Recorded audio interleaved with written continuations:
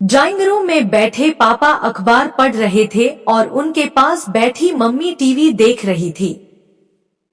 मैंने जरा ऊंची आवाज में दोनों को बताया, आप दोनों से मिलने मनीष 2 घंटे के बाद आ रहा है। किस लिए? पापा ने आतन फौरन माथे पर बल डाल लिए। शादी की बात करने। शादी की बात करने वह हमारे यहाँ क्यों आ रहा है? क्या बेकार का सवाल पूछ रहे हैं आप? मम्मी ने भी आतन तीखे लहजे में पापा को झिड़का और फिर उत्तेजित लहजे में मुझसे पूछा, क्या तुम दोनों ने शादी करने का फैसला कर लिया है? हाँ mummy. Good, very good. Mummy खुशी से उछल पड़ी। But I don't like that boy. पापा ने चिढ़े लहजे में अपनी राय जाहिर की तो मम्मी फौरन उनसे भिड़ने को तैयार हो गई। मनीष क्यों आपको पसंद नहीं है? क्या कमी है उसमें? मम्मी का लहजा फौरन आक्रामक हो उठा। हमारी नेहा के सामने उसका व्यक्तित्व कुछ भी नहीं है, जंचता नहीं है वह हमारी बेटी के साथ। मनीष कंप्यूटर इंजीनियर है। उसके पिताजी आपसे कहीं ज्यादा ऊंची पोस्ट पर हैं। वह फ्लैट नहीं बल्कि कोठी में रहता है। मुझे तो वह हर तरह से नेहा के लिए उपयुक्त जीवन साथी नजर आता है। तुझे तो वह जंचेगा ही, पापा गुस्से में बोले, क्योंकि मैं जो उसे पसंद नहीं कर रहा हूँ। मेरे खिलाफ बोलते हुए ही तो तूने सारी जिंदगी गुजारी है। पापा, आई लव मनीष। मुझे अपना जीवन साथी चुनने। मम्मी ने मुझे अपनी बात पूरी नहीं कहने दी और पापा से भिड़ना जारी रखा। मैंने आपके साथ जिंदगी गुजारी नहीं, बल्कि बर्बाद की है। रात दिन की कलह, टोकाटाकी और बेइज्जती के सिवा कुछ नहीं मिला है मुझे पिछले 25 साल में। इंसान जिस लायक होता है उसे वही मिलता है।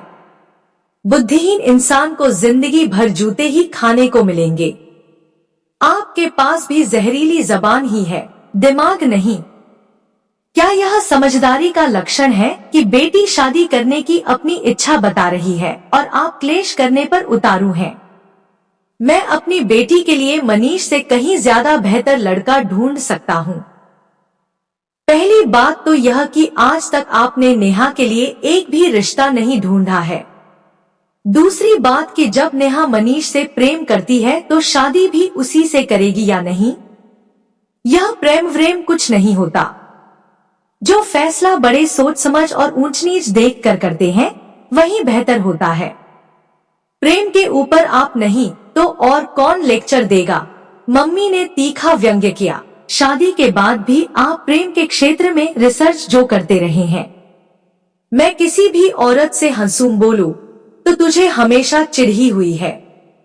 जिस आदमी की पत्नी लड़झगड़ कर महीने में 15 दिन मायके में पड़ी रहती थी वह अपने मनोरंजन के लिए दूसरी औरतों से दोस्ती करेगा ही। मेरी गोद में नेहा न आ गई होती तो मैंने आपसे तलाक ले लिया होता। अब मम्मी की आंखों में आंसू छलक आए थे। बात बात पर पुलिस बुलाकर पति को हथकड़ियां लगवा देने वाली पत्नी को तलाक देने की इच्छा किस इंसान के मन में पैदा नहीं होगी? मैं भी इस नेहा के सुखद भविष्य के कारण ही तुमसे बंधा रहा, नहीं तो मैंने तलाक जरूर। अब आप दोनों चुप भी हो जाओ। मैं इतनी जोर से चिल्लाई कि मम्मी और पापा जोर से चौंक कर सचमुच खामोश हो गए। घर में आपका होने वाला दामाद कुछ ही देर में आ रहा है। मैंने उन दोनों को सख्त स्वर में चेतावनी दी। अगर उसे आप दोनों ने आपस में गंदे ढंग से झगड़ने की हल्की सी झलक भी दिखाई तो मुझसे बुरा कोई न होगा। मैं बिल्कुल चुप रहूंगी। गुड़िया, तू गुस्सा मत हो और अच्छी तरह से तैयार हो जा। मम्मी एकदम से शांत नजर आने लगी थी।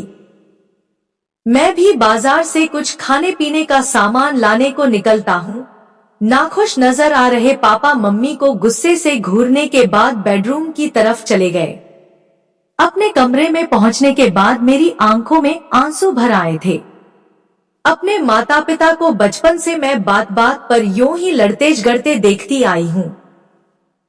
अपनी अपनी तीखी कड़वी जबानों से दोनों ही एक दूसरे के दिलों को जख्मी करने का कोई मौका नहीं चूकते हैं। वे दोनों ही मेरे भविष्य का निर्माण अपने अपने ढंग से करना चाहते थे। अक्सर उनके बीच झड़पें मुझे लेकर ही शुरू होती।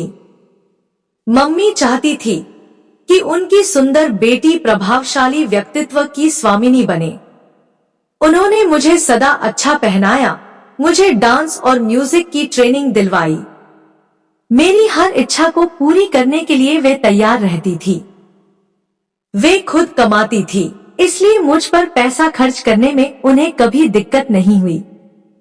पापा का जोर सदा इस बात पर रहता कि मेरा कैरियर बड़ा शानदार बने। वे मुझे डॉक्टर या IAS अफसर बनाना चाहते थे। मेरे स्वास्थ्य की भी उन्हें फिक्र रहती। मैं खूब जूस और दूध पीऊं और नियमित रूप से व्यायाम करूं, ऐसी बातों पर उनका बड़ा जोर रहता। वैसे सच्चाई यही है कि मेरी मम्मी के साथ ज्यादा अच्छी पटती रही, क्योंकि पापा को खुश करना मेरे खुद के लिए टेंशन का काम बन जाता था। पापा की डांट से बचाने के लिए मम्मी मेरी ढाल हमेशा बन जाती थी। मुझे लेकर उनके बीच सैकड़ों बार झगड़ा हुआ होगा। जब एक बार दोनों का मूड बिगड़ जाता तो अन्य क्षेत्रों में भी उनके बीच टकराव और तकरार का जन्म हो जाता। मम्मी ने 5 से 6 साल पहले ऐसे ही एक झगड़े में पुलिस बुला ली थी। मुझे वह सारी घटना अच्छी तरह से याद है। उस दिन डरकर मैं खूब रोई थी। मैं न होती तो वे दोनों कब के अलग हो गए होते। ऐसी धमकियां मैंने हजारों बार उन दोनों के मुंह से सुनी थी। अब मनीष से शादी कर मैं सिंगापुर जाने वाली थी। मेरी गैर मौजूदगी में कहीं इन दोनों के बीच कोई अनहोनी न घट जाए, इस सोच के चलते मेरा मन कांपना शुरू हो गया था। मनीष आया तो मम्मी ने प्यार से उसे गले लगाकर स्वागत किया था। पापा भी जब उससे मुस्कुराकर मिले तो मैंने मन ही मन बड़ी राहत महसूस की थी। हम दोनों अगले हफ्ते शादी करना चाहते हैं, क्योंकि 15 दिन बाद मुझे सिंगापुर में नई कंपनी ज्वाइन करनी है। अभी शादी नहीं हुई तो मामला साल भर के लिए टल जाएगा। मनीष ने उन्हें यह जानकारी दी तो मम्मी पापा दोनों के चेहरों पर टेंशन नजर आने लगा था। सप्ताह भर का समय तो बड़ा कम है मनीष, हम सारी तैयारियां कैसे कर पाएंगे? मम्मी चिंतित हो उठी। आंटी, शादी का फंक्शन छोटा ही करना पड़ेगा। वह क्यों? पापा के माथे में फौरन बल पड़े तो उन्हें शांत रखने को मैंने उनका हाथ अपने हाथ में लेकर अर्थपूर्ण अंदाज में दबाया। सच बात यह है कि मेरे मम्मी पापा इस रिश्ते से बहुत खुश नहीं है। मैंने इसी वजह से कल रात ही उन्हें नेहा से शादी करने की बात तब बताई जब नई कंपनी से मुझे ऑफर लेटर मिल गया। उन दोनों की नाखुशी के चलते बड़ा फंक्शन करना संभव नहीं है न अंकल। मेरी बेटी लाखों में एक है मनीष, उन्हें तो इस रिश्ते से खुश होना चाहिए। आई नो अंकल, पर वे दोनों आप दोनों जितने समझदार नहीं हैं, जो अपनी संतान की खुशी को सबसे ज्यादा महत्वपूर्ण माने। मनीष की इस बात को सुनकर मुझे अचानक इतनी जोर से हंसी आई कि मुझे ड्राइंग रूम से उठकर रसोई में जाना ही उचित लगा था। उस पूरे सप्ताह खूब भागदौड़ रही। मम्मी व पापा को इस भागदौड़ के दौरान जब भी फुर्सत मिलती वे आपस में जरूर उलझ पड़ते। मैं दोनों पर कई बार गुस्से से चिल्लाई तो कई बार आंखों से आंसू भी बहाए। जो रिश्तेदार इकट्ठे हुए थे उन्होंने भी बार बार उन्हें लड़ाई झगड़े में ऊर्जा बर्बाद न करने को समझाया, पर उन दोनों के कानों पर जूं नहीं रेंगी। हमने फंक्शन ज्यादा बड़ा नहीं किया था, पर हर काम ठीक से पूरा हो गया। मेरी ससुराल में मेरे रंग रूप की खूब तारीफ हुई तो मेरे सास ससुर भी खुश नजर आने लगे थे। हमारा हनीमून 3 दिन का रहा। मनाली के खुशगवार मौसम में अपने अब तक के जीवन के सबसे बेहतरीन मौज मस्ती भरे 3 दिन मनीष के संग बिताकर हम दिल्ली लौट आए। वापस आने के 2 दिन बाद ही हमने हवाई जहाज पकड़ा और सिंगापुर चले आए। अपने मम्मी पापा से विदा लेते हुए मैं रो रही थी। आप दोनों एक दूसरे का ध्यान रखना प्लीज। आपका लड़ाई झगड़ा अब भी चलता रहा तो मेरा मन परदेश में बहुत दुखी रहेगा।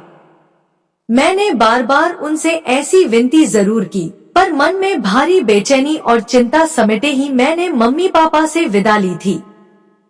शुरुआत के दिनों में दिन में 2 से 2 बार फोन करके मैं उन दोनों का हालचाल पूछ लेती। हम ठीक हैं, तुम अपना हालचाल बताओ। वे दोनों मुझे परेशान न करने के इरादे से यही जवाब देते, पर मेरा मन उन दोनों को लेकर लगातार चिंतित बना रहता था। मनीष जब भी मुझे इस कारण उदास देखते तो बेकार की चिंता न करने की सलाह देते। मैं खुद को बहुत समझाती, पर मन चिंता करना छोड़ ही नहीं पाता था। बीतते समय के साथ मेरा मम्मी पापा को फोन करना सप्ताह में 1 से 2 बार का हो गया। मनीष की अपने बॉस से ज्यादा अच्छी नहीं पट रही थी। इस कारण मुझे जो टेंशन होता वही मैं फोन पर अपने मम्मी पापा से ज्यादा बांटता था। मनीष ने कोशिश करके अपना तबादला बैंकॉक में करा लिया।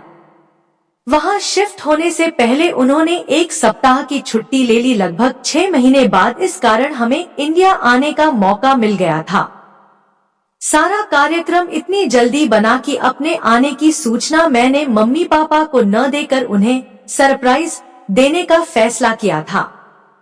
मनीष और मैं एयरपोर्ट से टैक्सी लेकर सीधे पहले मेरे घर पहुंचे। 4 दिन बाद मेरे सास ससुर की शादी की 30वीं वर्षगांठ थी, इसलिए पहले 3 दिन मुझे मायके में बिताने की स्वीकृति मनीष ने दे दी थी। मनीष और मुझे अचानक सामने देखकर मेरे मम्मी पापा भौचक्के रह गए। मम्मी की चाल ने मुझे साफ बता दिया कि उनकी कमर में तेज दर्द हो रहा है, पर फिर भी उन्होंने उठकर मुझे गले से लगाया और खूब प्यार किया। पापा की छाती से लगकर मैं अचानक ही आंसू बहाने लगी थी। उनको प्रसन्न अंदाज में मुस्कुराते देख मुझे इतनी राहत और खुशी महसूस हुई कि मेरी रुलाई फूट पड़ी थी। आप दोनों को क्या हमारे आने की खबर थी? कुछ संयत हो जाने के बाद मैंने इधर उधर नजरें घुमाते हुए हैरान स्वर में सवाल किया। नहीं तो क्यों नहीं दी तूने अपने आने की खबर? मम्मी नकली नाराजगी दिखाते हुए मुस्कुराई। मुझे आप दोनों को सरप्राइज देना था। वैसे पहले यह बताओ कि सारा घर फिर किस खुशी में इतना साफ सुथरा, इतना सजाजा नजर आ रहा है? घर तो अब ऐसा ही रहता है, नेहा। हाँ, पर्दे पिछले महीने बदलवाए थे, सो इस कारण ड्राइंग रूम का रंग ज्यादा निखर आया है। कमाल है मम्मी, अपनी कमर दर्द की परेशानी के बावजूद आप इतनी मेहनत। मेरी प्यारी गुड़िया, यह सारी जगमग तेरी माँ की मेहनत का नतीजा नहीं है। आजकल साफ सफाई का भूत मेरे सिर पर जरा ज्यादा चढ़ा रहता है। पापा ने छाती चौड़ी कर मजाकिया अंदाज में अपनी तारीफ की तो हम तीनों खिलखिलाकर हंस पड़े। पकड़कर हैरान सी हो यह सवाल मानो खुद से ही पूछा था। मुझे कारण पता है, मनीष किसी स्कूली बच्चे की तरह हाथ उठाकर बोले तो हम तीनों बड़े ध्यान से उनका चेहरा ताकने लगे थे। हमारे ध्यान का केंद्र अच्छी तरह बन जाने के बाद उन्होंने शरारती अंदाज में मुस्कुराते शर्माते हुए कहा, मेरी समझ से इस घर में दामाद के पैरों का पड़ना शुभ साबित हुआ है। फिर हम चारों के सम्मिलित ठहाके से ड्राइंग रूम गूंज उठा।